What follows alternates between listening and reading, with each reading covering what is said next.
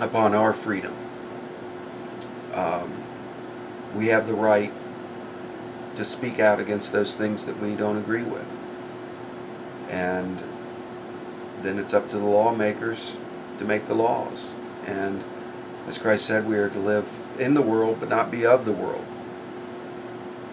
As long as a law does not violate God's law, as far as us as individuals having to follow that law, as long as it doesn't violate God's law,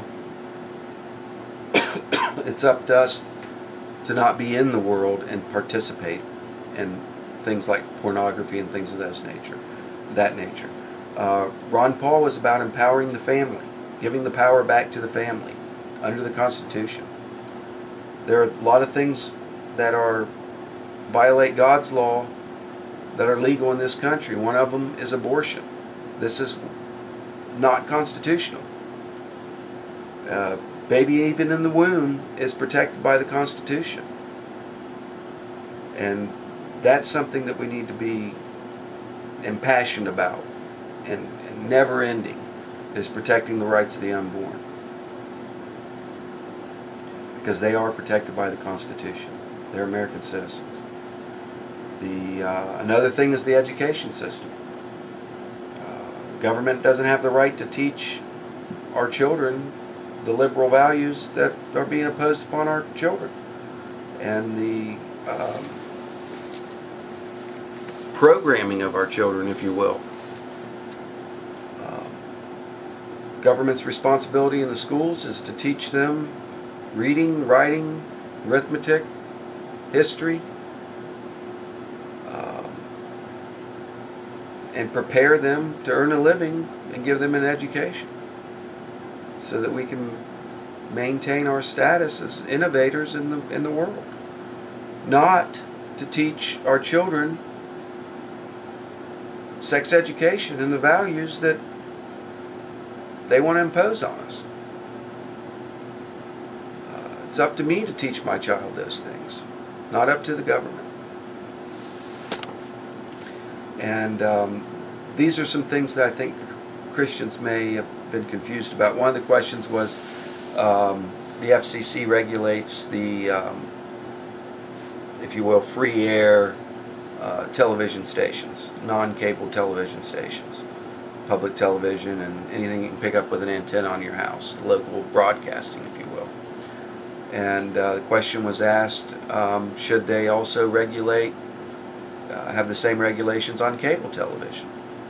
Ron Paul answered no. I think a lot of Christians, everybody else answered yes. I think a lot of Christians took that the wrong way. And as much as I don't like it, pornography and the violence and things of that nature on cable that's allowed is legal. It's up to me to police my own home.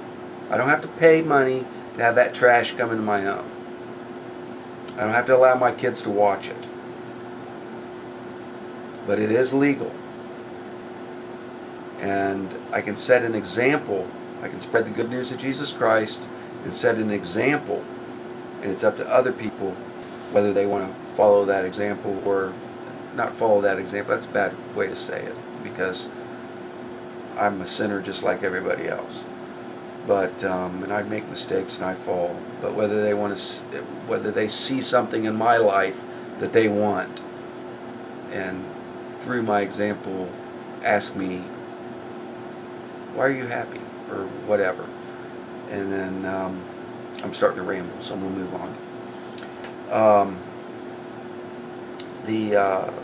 I was impressed with the exception of the stance on the war.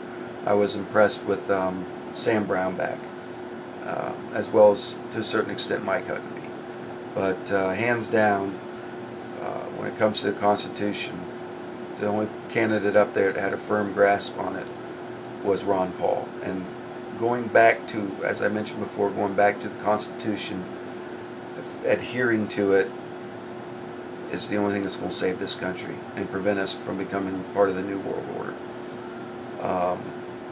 Ron Paul believes we should get out of the UN, and I agree with him 100%. They're using our tax dollars like it's their own money. as Christians, if we want to help whatever cause throughout the world, then it should be our choice to give money to those organizations, be it AIDS education in Africa or helping victims of starvation or whatever the case may be. That should be our choice, not the government using our tax dollars to do those things because of pressure put upon us by the UN. Not to mention being subjugated to the UN laws.